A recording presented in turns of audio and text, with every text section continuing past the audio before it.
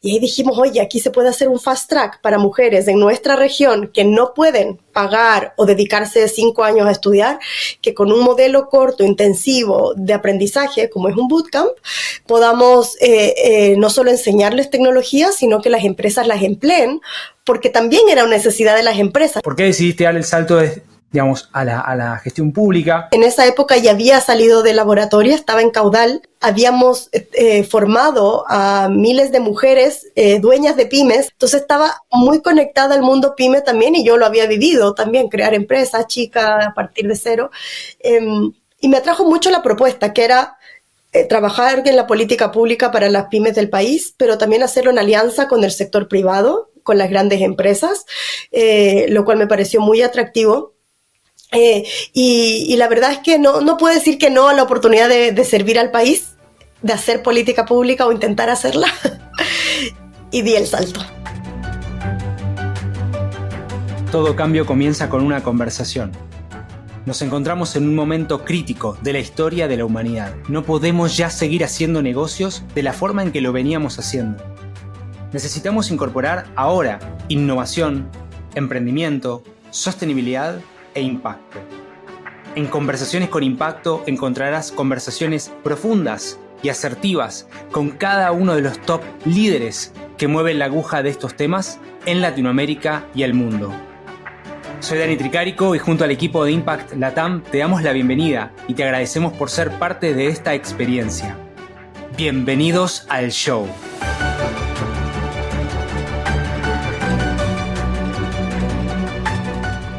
Me voy a meter de lleno ya a la gran conversación que tengo el gusto y honor de compartir hoy.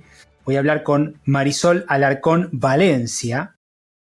Vamos a hablar con Marisol acerca de inclusión a través de la tecnología, transformación digital, empoderamiento femenino y mucho, mucho más. Como siempre digo, este y otros episodios tienen mucho Spanglish, así que con Marisol intentaremos, cada vez que decimos una palabra en inglés o una referencia en inglés, poder traducirlo para democratizar más este contenido, este conocimiento en nuestra querida Latinoamérica. Y como siempre, también quiero agradecer los espacios donde conozco a cada uno de mis entrevistados, speakers, entrevistadas, speakers. En este caso es mi querida magíster en innovación de la Pontificia Universidad Católica de Chile. Ahí Marisol vino a darnos una charla y me pareció espectacular y dije, en un momento tengo que entrevistar, tengo que hacer algo la tengo que ir a buscar a Marisol porque está buenísimo lo que hace. Y así que te voy a presentar, Marisol. Marisol es una de las socias y cofundadoras de Laboratoria y de Caudal, que ahí hablaremos de estas dos empresas más tarde. Son organizaciones latinoamericanas que democratizan el acceso a habilidades y herramientas digitales en la región. Trabajó hasta marzo de este año, 2024, como jefa de división de empresas de menor tamaño del Ministerio de Economía, Fomento y Turismo de Chile. Hoy impulsa Laboratoria Plus o Laboratoria Más en Chile como una comunidad para mujeres que quieren crecer en su carrera profesional a través de un espacio que potencia habilidades en red con otras mujeres. Previamente es techera, o sea, trabajó en la ONG Techo, ha recibido varios reconocimientos como Emprendedora Social 2017, Mujer Impacta y una de las 100 mujeres líderes 2021 según Mujeres Empresarias y el diario El Mercurio. Ingeniera comercial de la UAI, Universidad Adolfo Ibáñez, y máster en Administración Pública de Columbia University. Bienvenida, querida Marisol, a un nuevo episodio de Conversaciones con Impacto. Gracias por sumarte. Hola Dani, un gusto estar aquí y conversar contigo y con todas y todos quienes nos escuchan. Ahí vamos, extensa carrera y extenso recorrido, pero yo voy a arrancar desde el inicio. Y voy a arrancar desde el inicio en tu charla TEDx, allá hace lejos y tiempo. Vos hablabas de la niña del otro lado del cerro, que era una fuente de inspiración tuya para generar un cambio. Contanos acerca de esa niña del otro lado del cerro que vos veías, vislumbrabas, y si esto sigue teniendo que ver con tu propósito hoy. Gracias, Dani, por llevarme a ese recuerdo. Cuando uno escucha tus conversaciones, la verdad uno sabe que vas a recorrer rincones profundos de uno. efectivamente, esa niña del cerro hace referencia a mi etapa escolar, que yo estaba en un colegio muy bueno, internacional aquí en Chile, gracias a que mis papás, yo nací en Ecuador, mi papá trabajaba en una empresa americana y le dieron el pase a Chile. Íbamos a ir viviendo en distintos países, pero nos quedamos en Chile finalmente por distintos motivos, y la verdad es que gracias a esa fortuna tuve una gran educación. Y estaba en un colegio el cual estaba en un cerro y tenía una reja que dividía mi colegio con una población que estaba al frente, una población, un lugar más donde viven familias más vulnerables, ¿no? Y yo me acuerdo, siempre miraba estos espacios tan distintos, y siempre pensaba que yo estaba a este lado del cerro, por suerte, quizás porque nací en una familia que me dio amor, que me dio oportunidades, y tuvimos privilegios y fortuna, pero que quizás al otro lado del cerro había una niña, igual que yo, con mis mismas capacidades quizás, o hasta mejores, pero que yo sabía que lo más probable era que a mí me vaya mejor en la vida que a ella, porque nací en un lugar con oportunidades, con apoyo, y que eso ya me hacía partir de un nivel distinto, ¿no? Entonces, desde niña creo que fui bastante reflexiva con estas temáticas, y yo creo es un poco lo que explico más, también obviamente la vida familiar que yo he tenido, que ha sido siempre bien abierta a la realidad del mundo, que creo que así me ayudó a tener un propósito en la vida desde niña, y a sentir que yo tenía que, más que desarrollarme para yo seguir creciendo más, era desarrollarme para que otras mujeres como yo, como esa niña del cerro, ojalá puedan también partir con mejores oportunidades en la vida, y con eso, dependiendo de ellas, a dónde quieren llegar, ¿no? Y para habilitar, para generar espacios, solo un 7% de la industria digital, 7% de la industria digital de Latinoamérica lo integran las mujeres. En Chile la cifra es peor, es de 4,5%, menos del 5%, del mundo tecnológico está representado por género femenino. Esta es una... Entiendo que está bastante actualizada, y entiendo que es un inicio para Laboratoria, ¿puede ser? De todas maneras, cuando compartimos con Laboratoria hace ya 10 años, que fue el primer piloto en Perú, y el 2025 serán 10 años de la organización ya regional, porque rápidamente fuimos internacionales, es que veíamos este tipo de estadísticas, ¿no? El BID también hablaba en ese entonces que para el 2026, 2025 íbamos a necesitar más de 1 millón de desarrolladores web. El año que viene. Estábamos muy atrasados. Estamos ahí, el año que viene. Sí, estamos ahí. Entonces, es impresionante. Yo me acuerdo de esa época, se hablaba, ¿no? En 10 años más, en tanto más. Y la verdad es que esos números no han cambiado tanto. De hecho, hoy día hay estudios de, no sé, de mujeres en tecnología, de eTalent, que te hablan que en Latinoamérica, de las personas que trabajan en tecnología, un 23% son mujeres. Entonces, sigue habiendo una brecha gigantesca, y la cantidad de trabajos en tecnología, como todos y todas sabemos, aumentan, nada más que aumentan con el desarrollo tecnológico que existe hoy día. Entonces, efectivamente, ese fue un dato que lo vivimos además en carne propia. Mariana, que es mi socia y que fue la CEO de Laboratoria por la mayoría de nuestro tiempo, ella partió el piloto con su marido, que era desarrollador web y tenía una empresa de desarrollo. Y ella lo empezó a acompañar, y ahí vivió que era la única mujer en las reuniones. Cuando querían contratar talento para la agencia, solo llegaban currículum de hombres. Entonces, todas que éramos muy amigas en esa época porque habíamos hecho la maestría juntas, empezamos a ver y investigar, y esto era un tema global. Y en paralelo, conocíamos la realidad de la pobreza y de la inequidad de nuestro continente, por lo cual vimos que era muy interesante que esta industria que más crecía, que mejores oportunidades tenía para el desarrollo, no estemos nosotras, pero además quienes estaban trabajando en esto, obviamente estaban los ingenieros de software y todos quienes pasan por la universidad, pero había muchísima y cada vez más personas que no necesariamente estudiaron en la universidad para esto, sino que aprendían de manera más autónoma, con cursos, con talleres y se reconvertían, ¿no? Y ahí dijimos, oye, aquí se puede hacer un fast track para mujeres en nuestra región que no pueden pagar o dedicarse 5 años a estudiar, que con un modelo corto, intensivo de aprendizaje, como es un bootcamp, podamos no solo enseñarles tecnología, sino que las empresas las empleen, porque también era una necesidad de las empresas, no era que no habían mujeres porque las empresas no querían.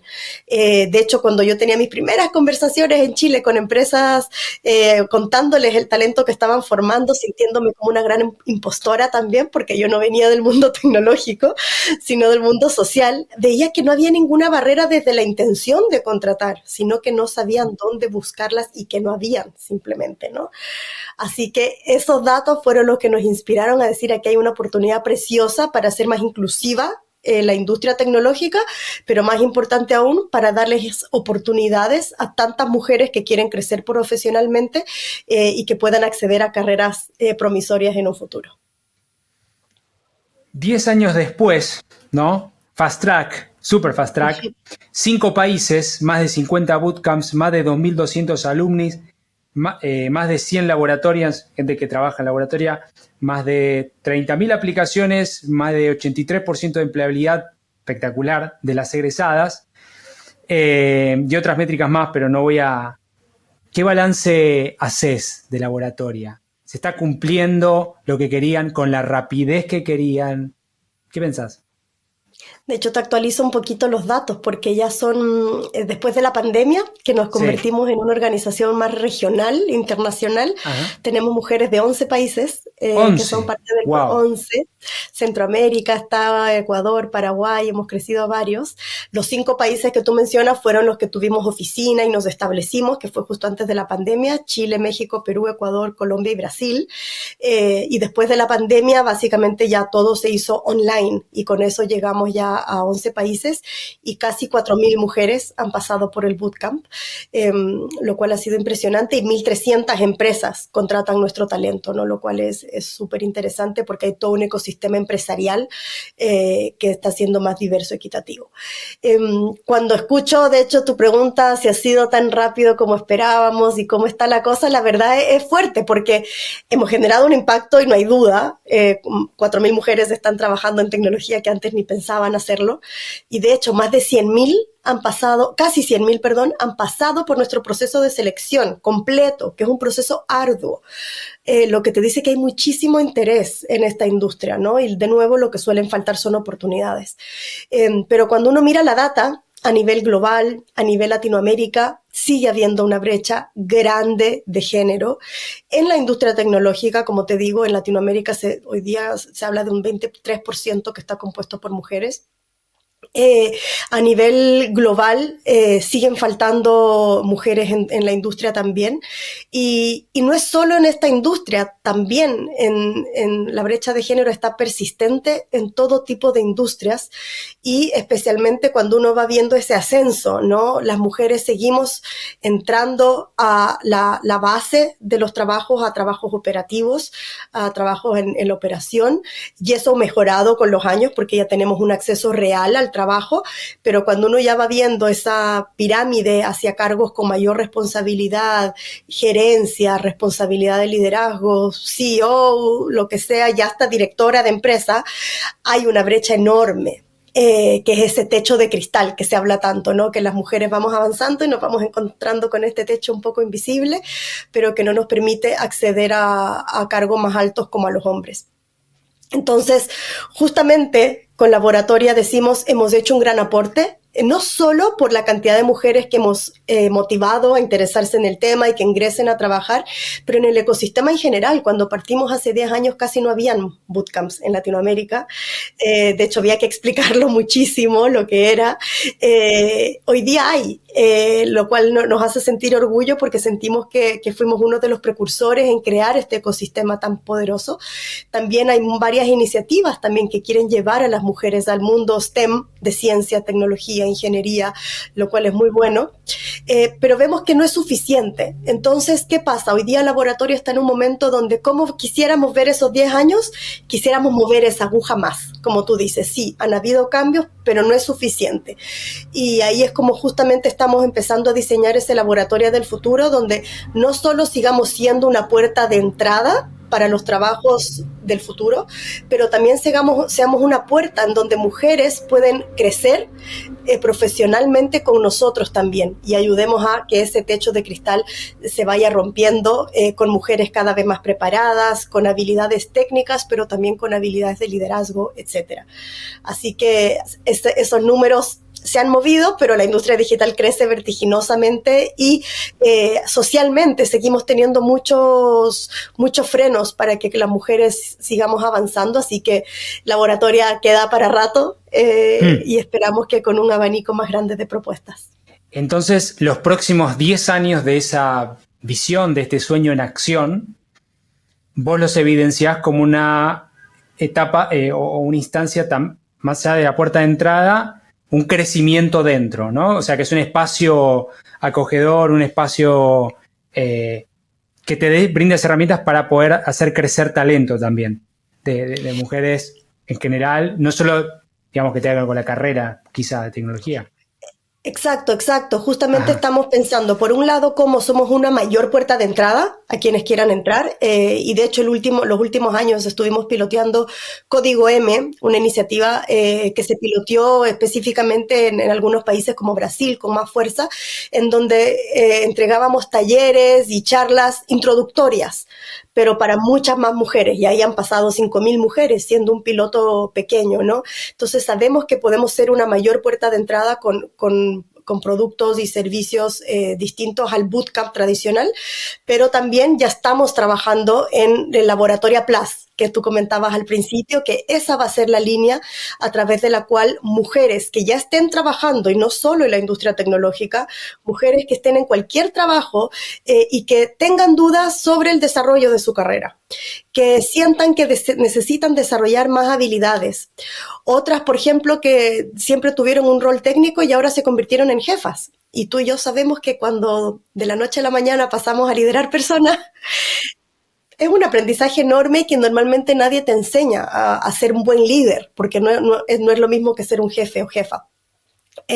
Entonces, Laboratoria Plus es una plataforma donde acompañamos a mujeres a crecer a través de una comunidad que tiene una plataforma. Esto es una membresía que las mujeres ingresan a nuestra comunidad con una plataforma que te ofrece cursos mensuales por mujeres cracks de toda Latinoamérica en temas de desarrollo de carrera, como cómo tomo una decisión de cambio laboral, cómo equilibrio la maternidad con el trabajo, cómo ocupo inteligencia artificial para gestionar mi trabajo hoy día, marca personal, una infinidad de temáticas que sabemos son muy relevantes y quizás invisibles en el desarrollo profesional de las mujeres, acompañado con mentorías y con una comunidad de WhatsApp por país, por curso, muy rica, la cual te hace sentir que no estás sola en ese camino, porque creo que es de las cosas más difíciles cuando uno lo vive, que muchas veces uno no sabe a quién preguntar ni cómo avanzar.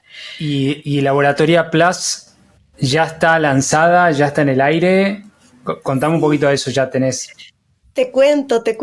Mira, de hecho, mientras yo estaba afuera, en otro trabajo que seguramente entraremos después a comentar, un equipo pequeño de Laboratoria, liderado por Mariana Costa, que fue nuestra CEO por muchos años, empezó a armar este piloto, viendo que era una necesidad importante, ¿no? Y este piloto ha crecido y se convirtió ya en Laboratoria Plus.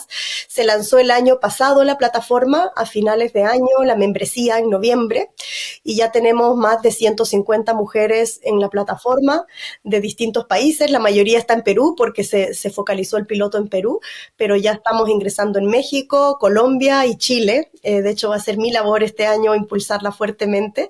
De hecho, aprovecho de invitar a las personas, no sé el día que esto salga al aire, pero el 27 de junio tendremos nuestro primer Talks Plus, que es la primera charla gratuita online, donde van a estar invitadas la Rocío Fonseca, ex Startup Chile,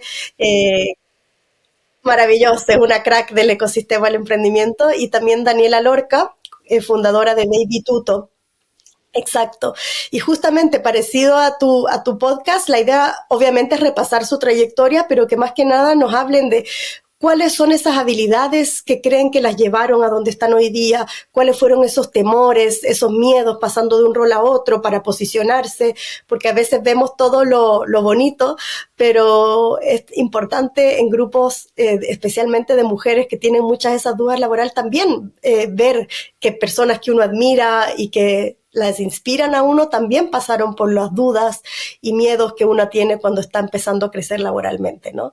Así que ya está Laboratoria Plus y estamos muy contentos de impulsarlo por toda Latinoamérica pronto también. Fenomenal. Bueno, buenísimo. Felicitaciones a vos y al equipo por Laboratoria Plus. Ojalá que le vaya súper. Y las cifras que tirás, que compartís, son tremendas, ¿no? O sea, hablabas de 100.000 en total que pasaron por las aplicaciones. Ya arrancaste un MVP, un prototipo con 150. Digo, no son cifras fáciles de llegar para cualquier emprendimiento o cualquier emprendedor. Y lo que tampoco es fácil de lograr, que ustedes sí lo lograron, es un levantamiento de capital alternativo. Y me refiero a la ex esposa de Jeff Bezos, por lo menos lo que leí en el diario. Mackenzie Scott dona 4 millones a la EdTech peruana Laboratoria para la incorporación de mujeres en carreras STEM. Bueno, 4 millones de dólares no es menor. Entonces, me gustaría que cuentes un poco cómo fue ese proceso. Me parece tremendo ese milestone. Hay muchos emprendedores que no llegan a levantar, no sé, 125 mil dólares, ¿me entendés? Digo, 4 millones es un montón.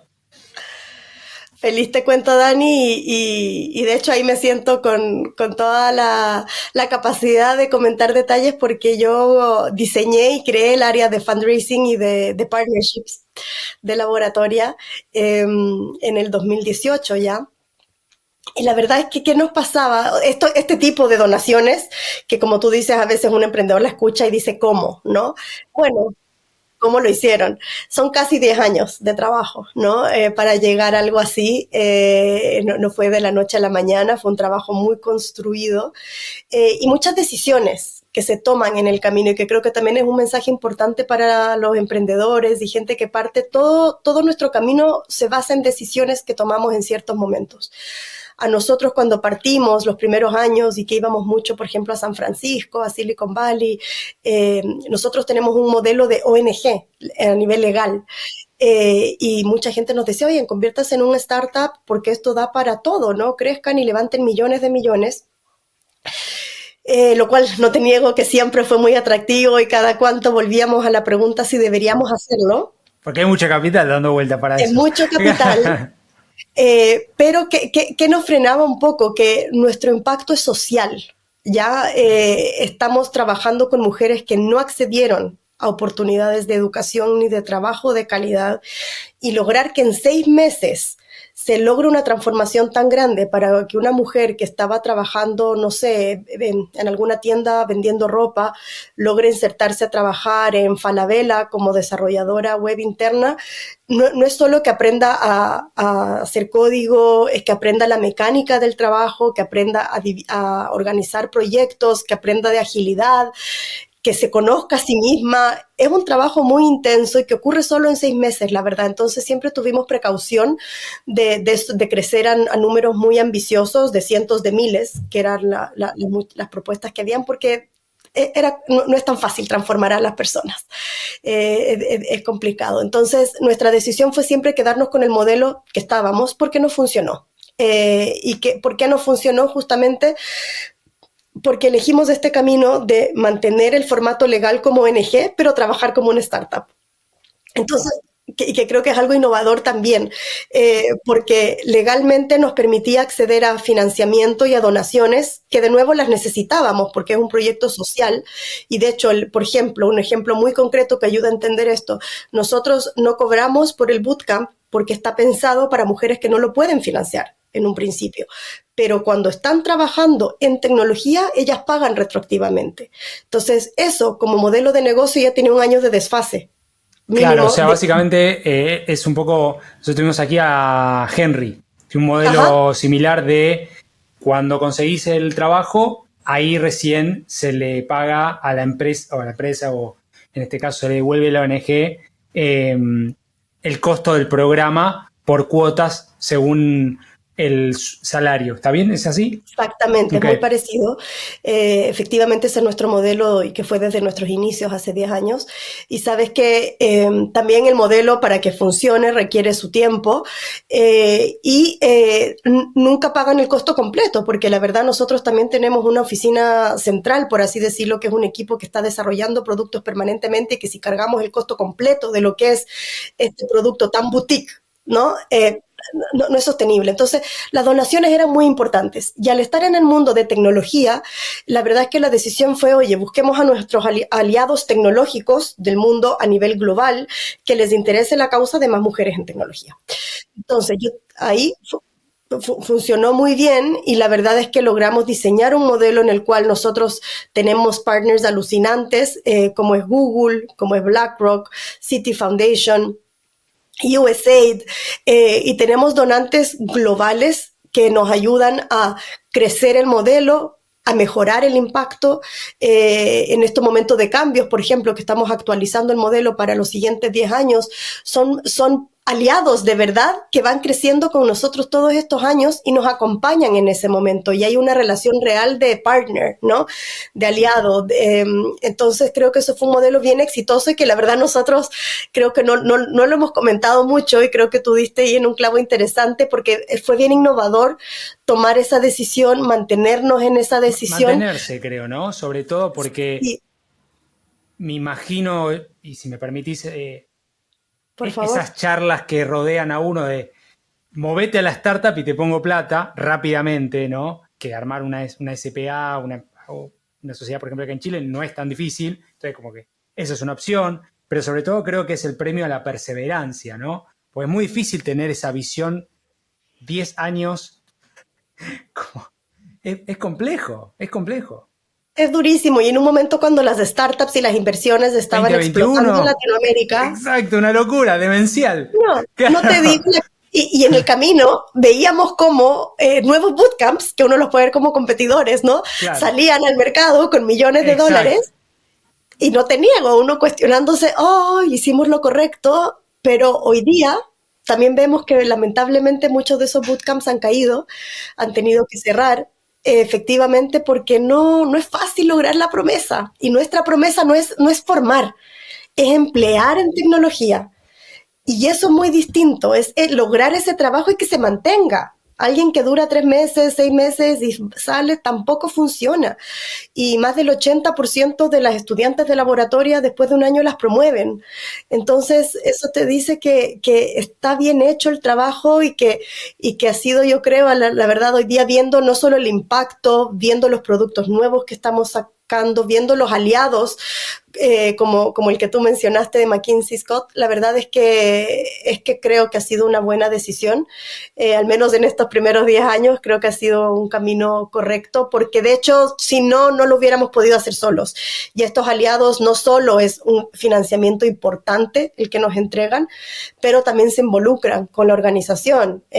Con mismo Google, por ejemplo, tuvimos un equipo de Google ayudándonos a probar nuevos tracks en su momento, mentorías a nuestras mujeres, proyectos en cada país donde están conjuntos. Entonces es una alianza bien importante en donde todos hemos sido parte de Laboratoria y creo que eso ha ayudado a que sigamos estos 10 años con fuerza.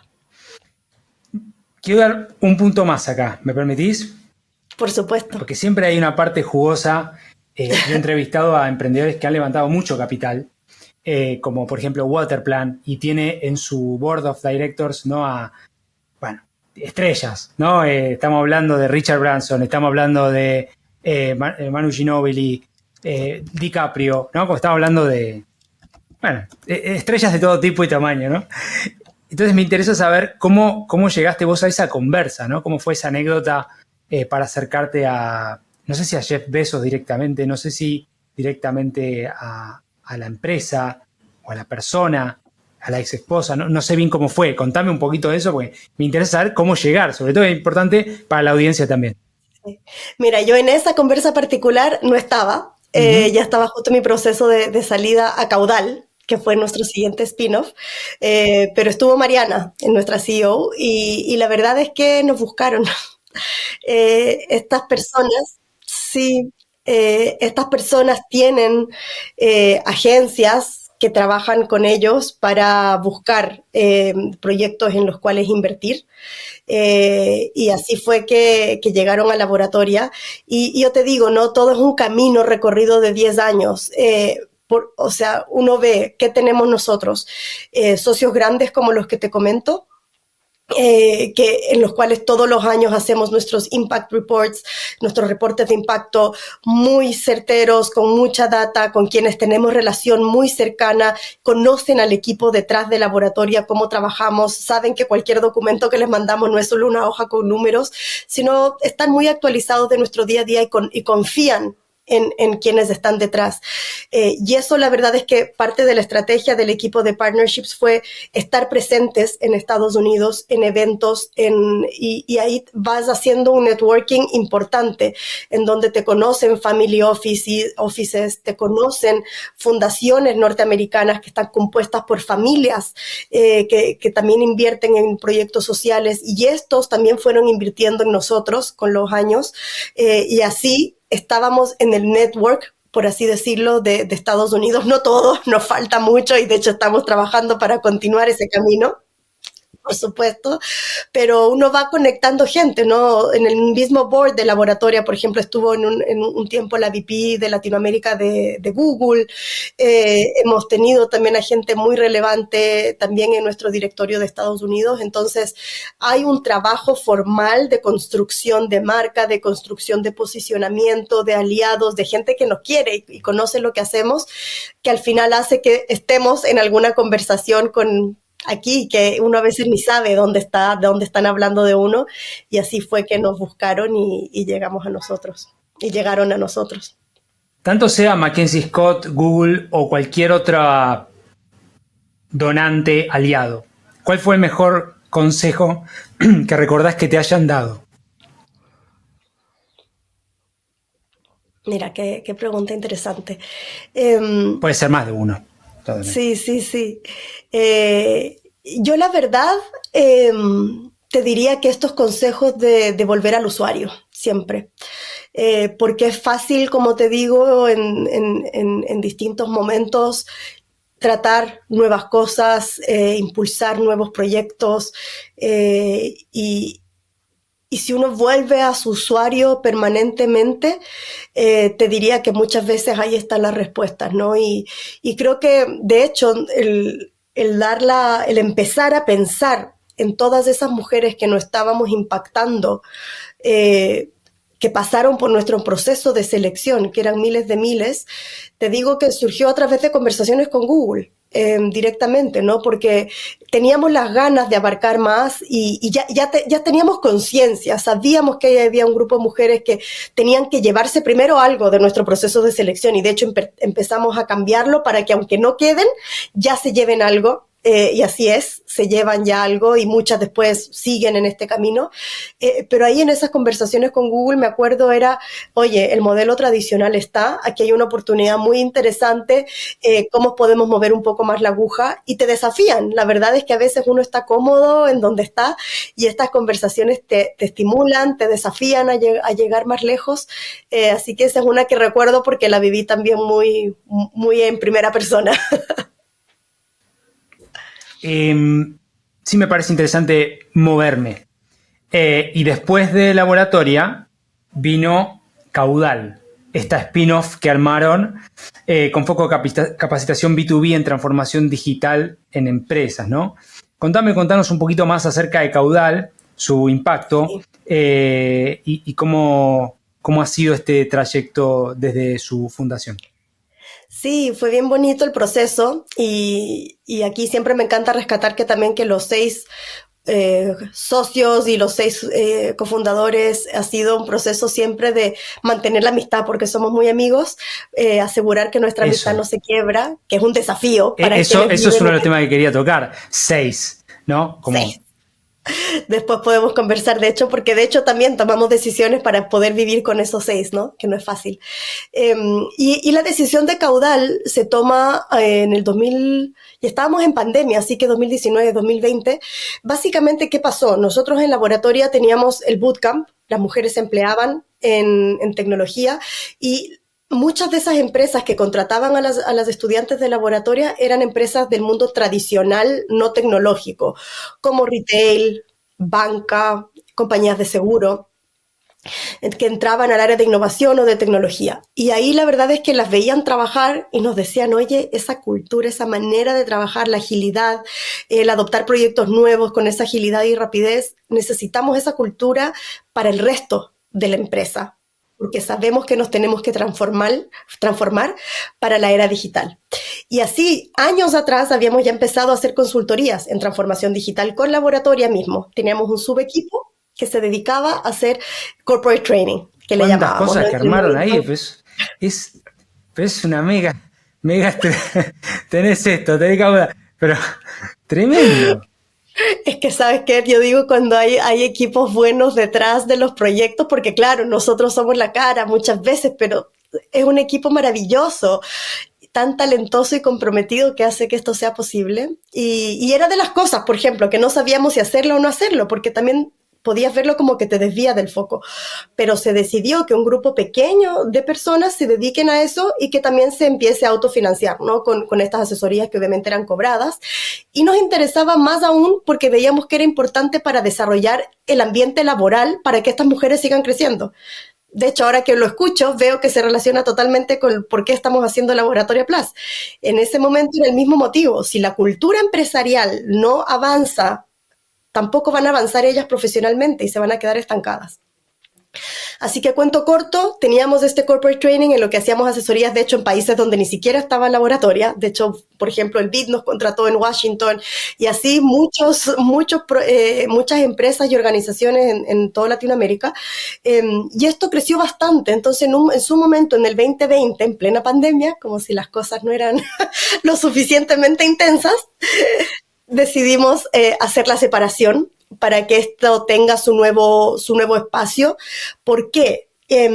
Porque veíamos que tenía todo para ser una nueva empresa y tenía todo para tener un nuevo propósito, que lo habíamos descubierto gracias a todo este corporate training. Siempre que quienes hemos estado en Laboratoria nos interesa el impacto y la transformación de las personas, y lo que veíamos era que, claro, se habla de transformación digital a nivel alto, pero las personas que están en las empresas, en las áreas de contabilidad, de ventas, recursos humanos, lo que sea, siguen haciendo el business as usual, como se dice, ¿no?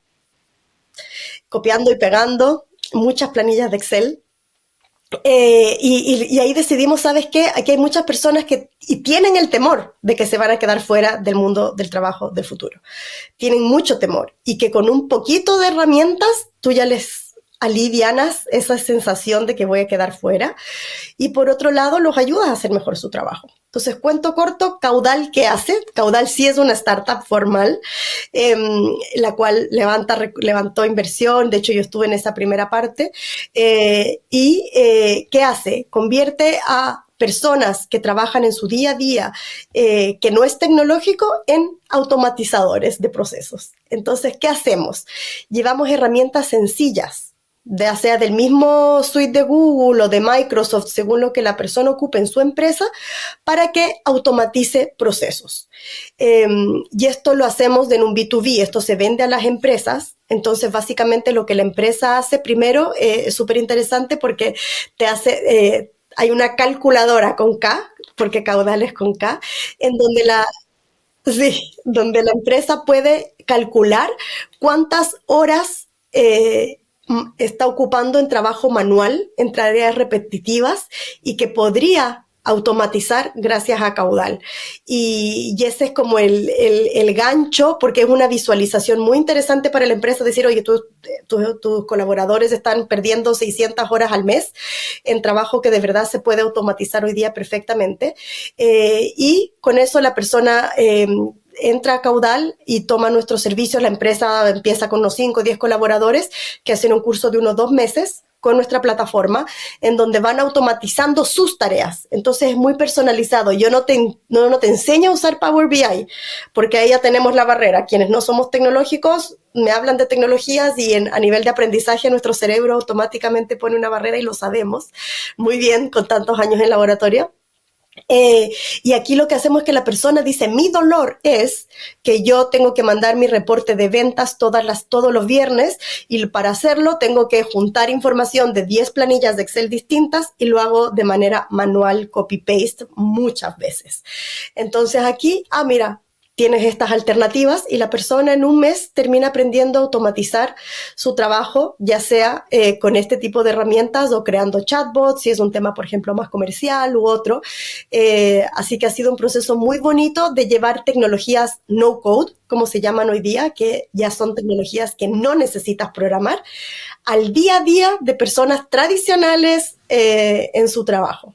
O sea, ustedes básicamente le hacen como una consultoría específica a cada, digamos, juntando las tareas de cada persona para decirte, mira, en estas tareas vos podés usar, qué sé yo, esta parte de ChatGPT si es que fuese así, o lo que sea, ¿no? O tal herramienta, digamos, por persona, por subset de tareas por persona, ¿no? ¿Está bien? Efectivamente, es como una consultoría tech-enabled, que la llamamos, ¿no? Es como una consultoría habilitada por tecnología, porque todo ocurre también a través de nuestra plataforma, con diagnósticos automatizados, con contenido en microcontenidos y también asesoría 1-a-1, ¿no?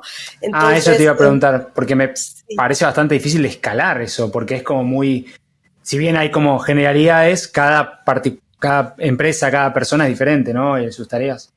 Totalmente, y de hecho con Caudal vivimos de nuevo lo que es partir un emprendimiento de cero en base a pivotear permanentemente.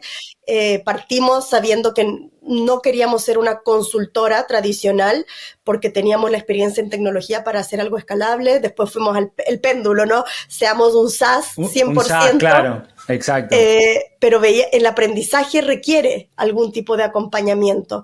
Entonces ahora estamos como en ese in-between de ser una consultora con tecnología, donde no es un 1-a-1 permanente, donde tú te conectas a una plataforma, sigues ciertos cursos, avanzas en tu proyecto y en ciertos momentos de la experiencia vas teniendo un 1-a-1 o 1-a-1 grupales, ¿no? En donde también te acompañamos en tu aprendizaje.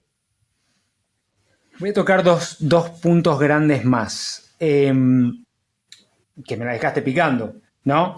5 más 1 son, o sea, vos más 5 son 6 socios, que es como el anticonsejo para la startup, digamos, llevándolo a ese mundo.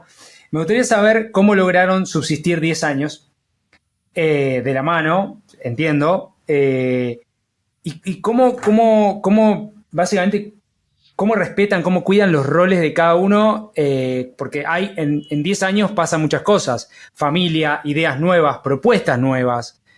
Contame un poquito, y también para la audiencia que puedas compartir experiencia en ese marco. Sí, de verdad yo creo que son nuestros mayores orgullos, además de Laboratoria, de Caudal, Laboratoria Plus, todo lo lindo que hemos creado, el que seguimos siendo muy, muy, muy amigos y nos queremos mucho. Vivimos en distintos países, pero nuestra familia, nuestros niños son amigos, se conocen, de verdad hay una amistad bien profunda. Y ¿sabes qué? Yo creo que la clave ha sido confiar en nosotros, ayudarnos a crecer profesionalmente. Partimos siendo amigos que tenían una idea de un proyecto y de repente esto estaba en 3 países y de repente crecía como loco, y tuvimos que darle una estructura a la organización, decidir qué rol cumplíamos cada uno, cambiarnos de rol según lo que la organización necesite, y ahí fue fundamental confiar en nosotros, y en un momento justamente decidimos que de los 6 tengamos un quiebre de 3 y 3. Entonces, donde se había implementado el piloto, que fue Perú, estaba Mariana, Germán y el Chamo, que son tres co-founders. Dijimos, oye, que haya este subgrupo más pequeño, y en Perú estaba también la oficina central, donde estaba mucho equipo que prestaba servicio para los demás.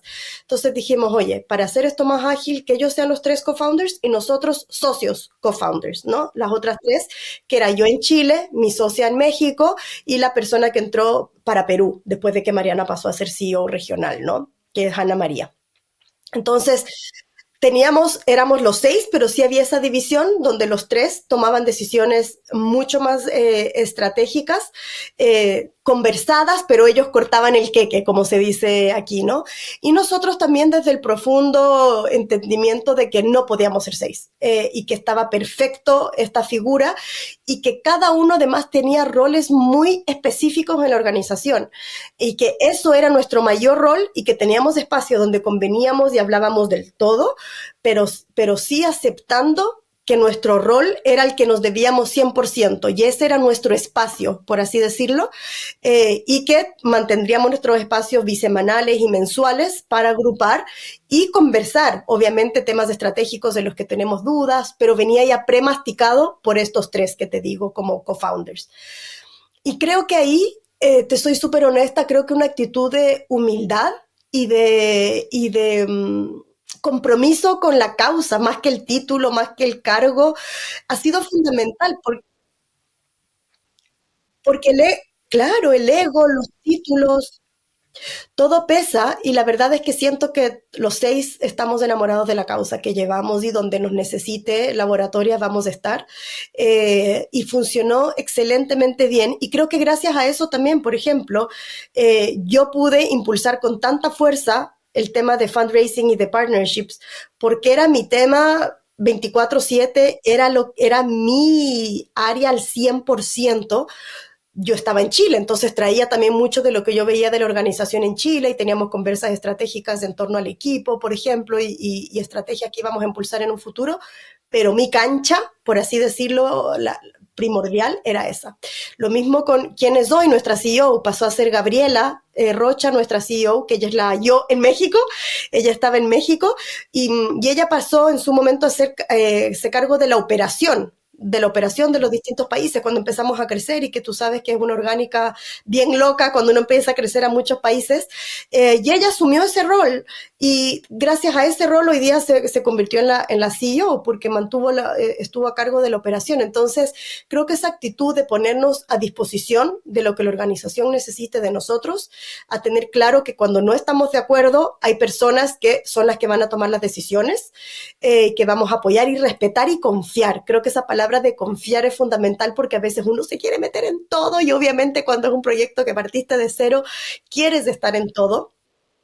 Es tuyo también, por supuesto, pero cuando sabes que es igual de tuyo que igual del resto, y el resto está tan capacitado, porque mis socios son alucinantes, te mueres lo que es cada uno como persona. Podrías entrevistar aquí a cada uno por separado. Que podemos hacer un especial de los 10 años de Laboratoria, con los 6 socios. Te juro. Te juro, es hermoso. Así que ese es un poquito mi aprendizaje de lo que ha sido nuestra amistad y sociedad. Y en mi caso, ponte, perdón que siga, pero fui la primera que salió a tomar un desafío fuera de Laboratoria, y era una de las cosas que hizo tan difícil esa decisión. Cómo se tomó, cómo lo conversamos, después ahora cómo vuelvo en un rol de embajadora. Son todas conversas que se tienen y que se hablan muy transparentemente para que funcione de la mejor forma para todos y todas. Creo que la clave que vos nombraste es la confianza y esto del desempate, ¿no? Como, bueno, si no estamos de acuerdo, estas 2, 3 personas van a decidir, y bueno, ya está, Confía. ¿te gustó? ¿No te gustó? Dale para adelante.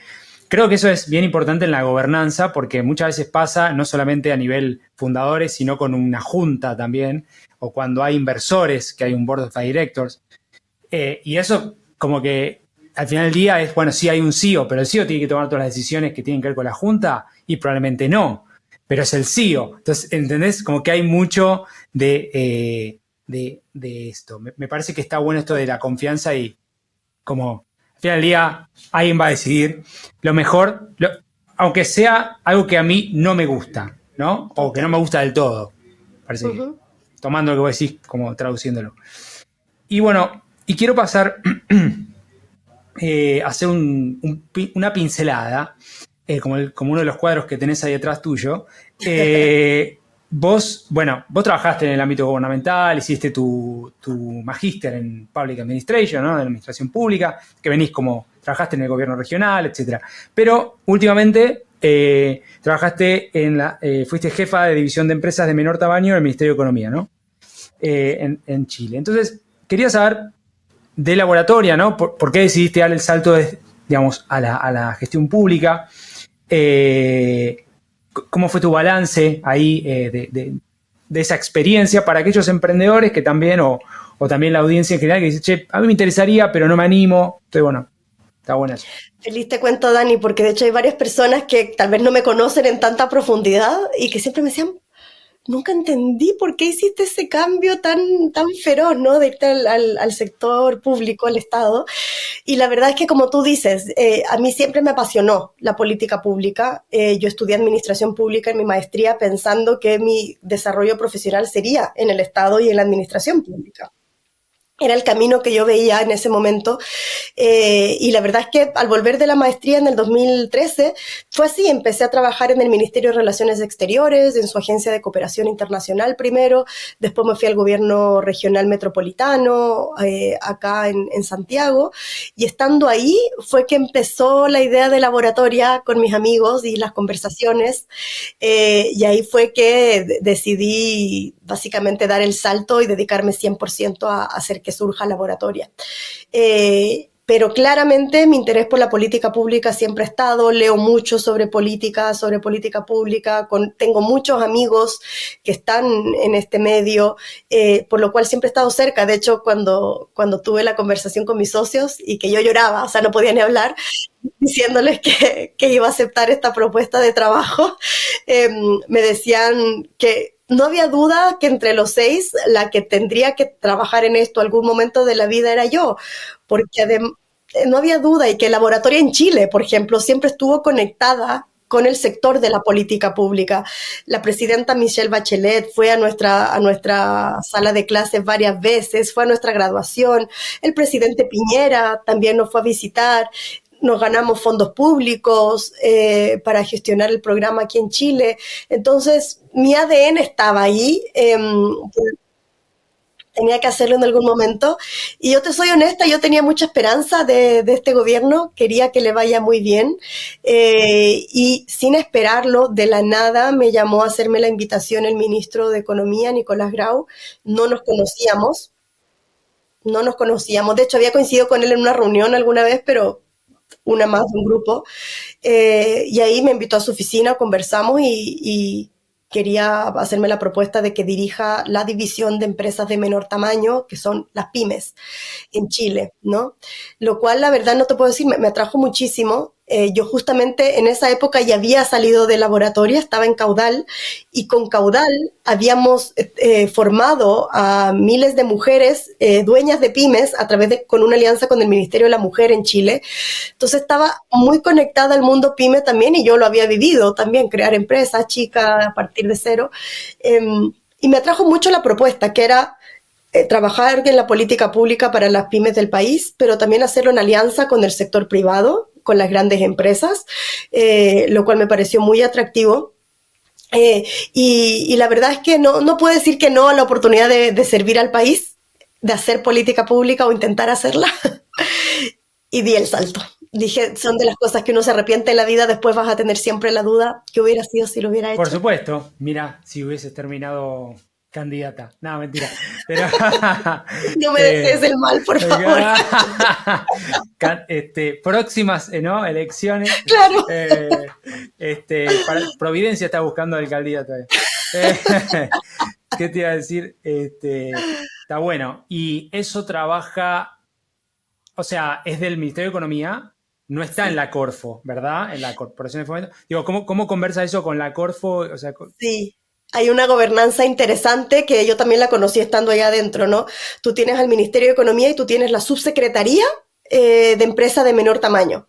Y yo estaba en la división técnica, que es la que ejecuta, una división grande, desde donde se diseñan, se implementan y actualizan políticas públicas para las pymes. Entonces, Corfo y Cercotec en distintos niveles de pyme son nuestros brazos ejecutores, por así decirlo. Entonces, por ejemplo, estaba la agenda digital de economía que siempre ha estado, y había una gran plataforma que era Pymes en Línea, por ejemplo. Entonces eso lo implementa Corfo, pero detrás hay una política que nace del Ministerio de Economía y que se diseña muchas veces en conjunto, obviamente, con Corfo, con Cercotec, para que estas políticas públicas se implementen, ¿no? Entiendo. Esa es la relación. Y básicamente, ¿qué principales aprendizajes? Muchísimas. Sí, muchísimas. La verdad es que el Estado es complejo. Es complejo. Hacer política pública es complejo. Eh, y, y la administración pública en sí es un aparataje muy complejo de manejar, que requiere una curva de aprendizaje, ¿no? Yo la verdad tengo mis respetos máximos al funcionario público, que tal vez es distinto a lo que a veces uno escucha. Al menos mi experiencia en economía, son funcionarios buenos, entregados, comprometidos y que tienen que responder a jefaturas que cambian cada año y medio, cada 2 años, y autoridades que también cambian mucho. Entonces, mantener esas políticas de Estado permanente es un desafío y los admiro mucho. También, la verdad, aprendí mucho de lo que es la administración pública y los procesos administrativos que hay detrás. Yo sabía que ese iba a ser mi mayor aprendizaje y creo que lo fue. Traté de traer personas que tenían experiencia en este tema para que me acompañen en ese proceso y poder responder de la mejor forma. Pero te diría que es complejo el Estado. Cuando uno está afuera, uno escucha, ¿no? ¿Y cómo este ministerio no conversa con el otro? Y la verdad es que a veces adentro uno no te da ni el tiempo para conversar ahí mismo, ¿no? Adentro son muchos los requerimientos, muchas las necesidades, y al mismo tiempo planificar para el largo plazo y ejecutar. Entonces, mi aprendizaje es no a subestimar. El Estado es muy fácil criticar cuando uno está lejos, afuera. Funcionan a ritmos muy distintos. Imagínate yo, veniendo de startups, que trabajaba a un ritmo muy, muy ágil, también con una cultura también muy distinta laboral, pero también tiene sus motivos. También se entiende, tiene que regirse bajo un estatuto administrativo, tiene que haber cierta responsabilidad porque son recursos públicos y de todo el mundo, de toda la gente que aporta. Sí, obviamente veo mejoras de oportunidades gigantescas Ahí que le se viene bien pueden el hacer. caudal, por supuesto. Claro, por ejemplo, caudal podría ayudar muchísimo. De hecho, Claro. una infidencia, como yo trabajé, apoyé a desarrollar el área de un observatorio de datos, de empresas, ¿no? En el ministerio y en mi división. Eh, y que la verdad es que al principio cuesta mucho tener datos, de la política pública que uno está haciendo, porque obviamente hay cierta privacidad de datos, pero también el engranaje es tan grande que, por ejemplo, ponerse de acuerdo en distintas organizaciones, divisiones, productos, en cómo registrar la data, ya es un desafío gigantesco. Y eso son las bases de lo que es la inteligencia de datos, ¿no? Entonces, la verdad es que es bien complejo, pero interesante, porque tú también ves cuando una política pública llega a masas, llega a muchísima gente al mismo tiempo, y cuando se hace bien. Pude ver, por ejemplo, el tema del bolsillo electrónico, que no lo lideramos nosotros en economía, pero tenía relación con ese proyecto, y cómo una persona en su cuenta RUT le puede llegar ahí mismo en su cuenta del Banco Estado beneficios del Estado, y le llega directamente a su cuenta y no tiene que hacer ningún trámite. Y de hecho, si va a comprar en un almacén comida, se le activa el fondo que tiene para comida. Y eso directamente sale. Entonces, imagínate cuando uno ve esas políticas que se hacen, y uno ve gente trabajando años para que esto ocurra, para que salga, porque todo es largo. La verdad es que uno reconoce que cuando sale un servicio bueno, una política buena, la verdad es que el impacto es increíble en la gente. Bien. Voy a tener que ir cerrando, aunque me quedaría largo y tendido conversando con vos. Te voy a hacer una última pregunta y después voy a hacer las rapid fire, que son cortitas, en honor Perfecto. al tiempo. Vos tenés como varios recorridos que tienen que ver con lo privado, con lo público. Hilvanando tu propia historia, ¿no? ¿Cuál sería ese punto vital, tipping point, lugar donde digas, che, este lugar o esta decisión me llevó al presente que estoy disfrutando hoy? Yo puedo pensar, entendiendo y habiendo estudiado tu historia, que puede ser tu maestría en Columbia, pero puede ser otra cosa, ¿no? Que te llevó a tus cofundadores de todo esto, ¿no? ¿Qué pensás? Interesante, porque depende qué tan para atrás vaya, ¿no? Desde esa niña del cerro que hablábamos al inicio, que creo que fue lo que me impulsó a buscar trabajo en lo social y llegué al Techo. Y el Techo fue mi primera escuela. Estuve 4 años y medio ahí, en un Techo para mi país, que se llamaba en ese entonces, porque trabajé para la parte latinoamericana. Creo que eso fue la base de todo el resto, porque conocí Latinoamérica, de la cual me enamoré profundamente y seguiré enamorada siempre. Conocí la fuerza de la capacidad de las personas que no han tenido acceso a oportunidades.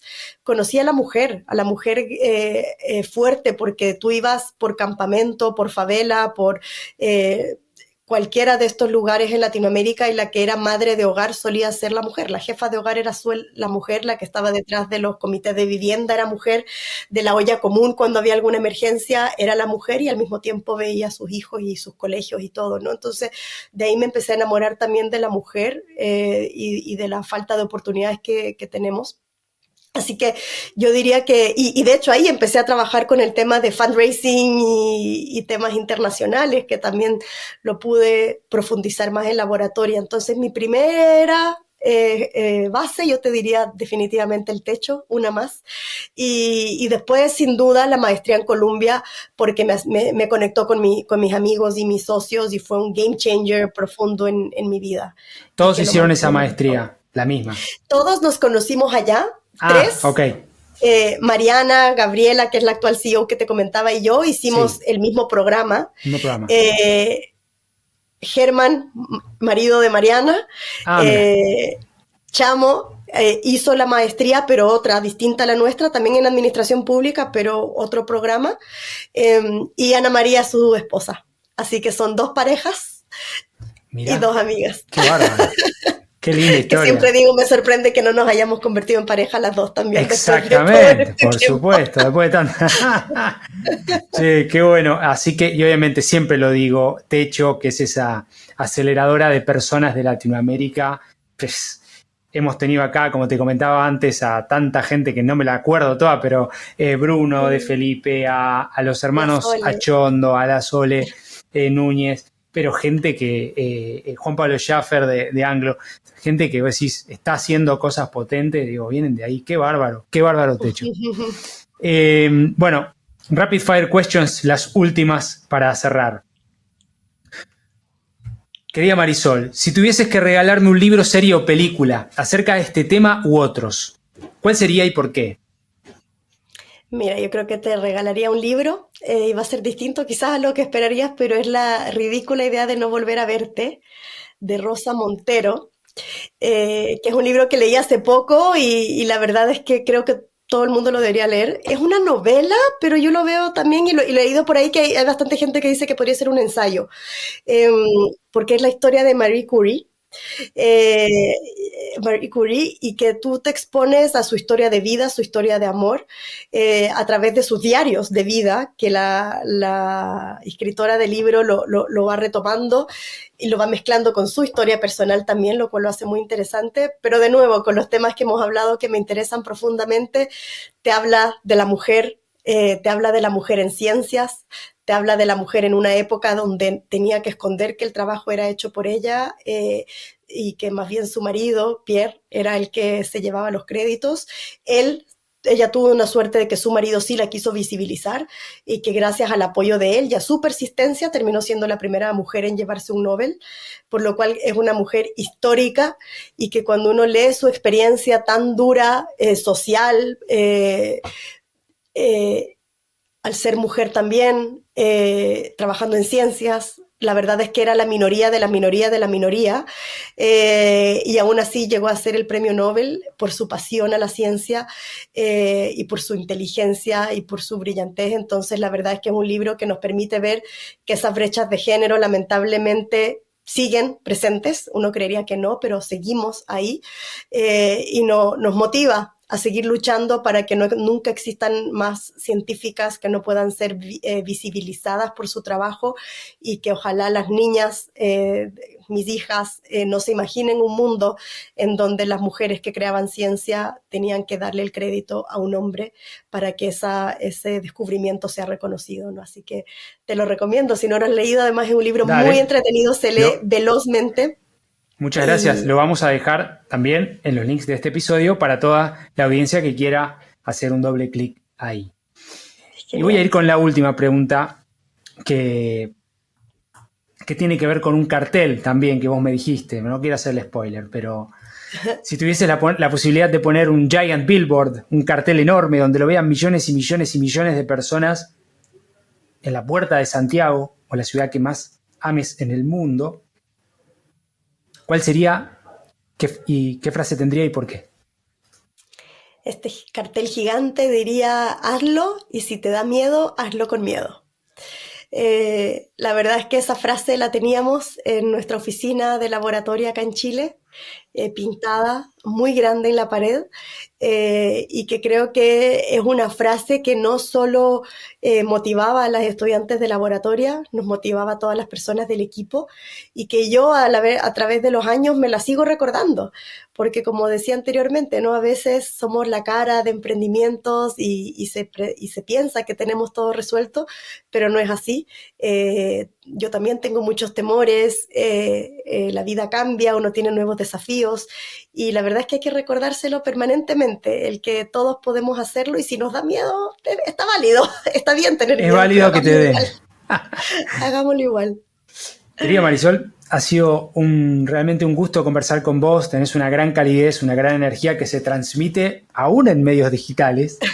Así que te quiero agradecer. Esta es la primera vez que conversamos en el on, digamos. No va a ser la última. No. Así que realmente te quiero agradecer. Si querés dejar algún punto que no conversamos o algún mensaje final para la audiencia. Muchas gracias, Dani. Esta conversación ha sido muy rica, la pasé muy bien contigo, tienes una forma linda de conversar con tus entrevistados, así que ha sido un placer. Y nada, la verdad, más que nada, decirles que lo hagan, y que lo hagan sin miedo, y también a las mujeres que nos escuchan, que se interesen por Laboratoria Plus, independiente en la región donde estén, independiente en el país o en la industria. Mujeres que tengan dudas de su trayectoria laboral o que quieran trabajar en ella, Laboratoria Plus, que es Laboratoria Plus, plus.la, es nuestra plataforma, y ahí se pueden registrar, inscribir y acceder a todo un contenido muy rico que las puede acompañar este tiempo. Así que muchas gracias, Dani, por la invitación nuevamente, y seguimos en contacto sin duda.